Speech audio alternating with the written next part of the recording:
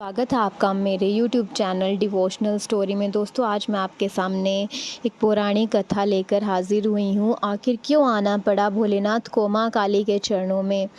माँ दुर्गा के 9 अवतारों में से एक है महाकाली का अवतार, जिनके काले और डरावने रूप की उत्पत्ति राक्षसों का नाश करने के लिए हुई थी। ये एक ऐसी शक्ति है जिसने स्वयं काल भी भय खाते हैं। इनका क्रोध इतना विकराल रूप ले आता है कि संपूर्ण संसार की शक्तियाँ मिलकर भी उनके गुस्से पर काबू नहीं पा सकती।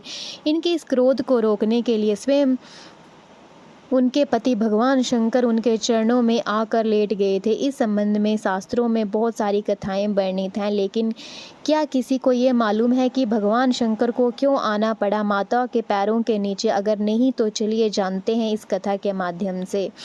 शास्त्रों में वर्णित कथा के अनुसार एक बार रक्तबीज नामक दैत्य ने कठोर तपस्या की, जिसके बाद उसे वरदान मिला कि उसके शरीर से खून की एक भी बूंद जब धरती पर गिरेगी तो उससे सैकड़ों दैत्य बन जाएंगे।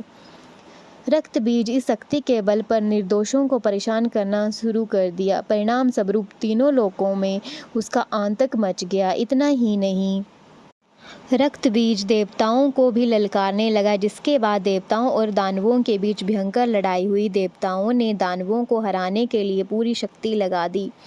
रक्त बीज के शरीर से खून की एक बूंद जमीन पर गिरती तो देखते ही देखते सैकड़ों दैत्य पैदा हो जाते थे। ऐसे में रक्त बीज को हराना लगभग नामुमकिन हो गया था। देवता लोग इस परेशानी को सुलझाने के लिए माँ काली के शरण में गए।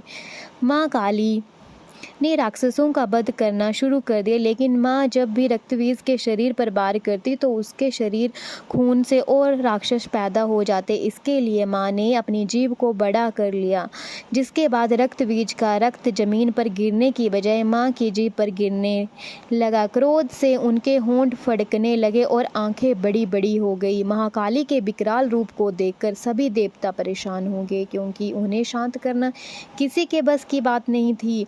दानवों की लाशें बिछने लगी। माँ को शांत करने के लिए सभी देव महादेव के शरण में पहुंच गए। भगवान शिव ने माँ काली को शांत करने का प्रयास किया, लेकिन बात नहीं बनी। तभी शिव जी उनके रास्ते में लेट गए और जब माँ के पैर उन पर पड़े तो माँ चौंक गई, जिसके बाद उनका गुस्सा बिल्कुल शांत हो गया। लेकिन उन्हें इस बात का पछतावा हुआ कि उन्होंने अपने पति के ऊपर पाँव रख दिए। तो दोस्तों, उम्मीद करती हूँ आपको मेरी ये पुरानी कथा पसंद आई होगी। अगर पसंद आई है तो प्लीज़ चैनल को लाइक, शेयर और सब्सक्राइब करना ना भूलें। धन्यवाद।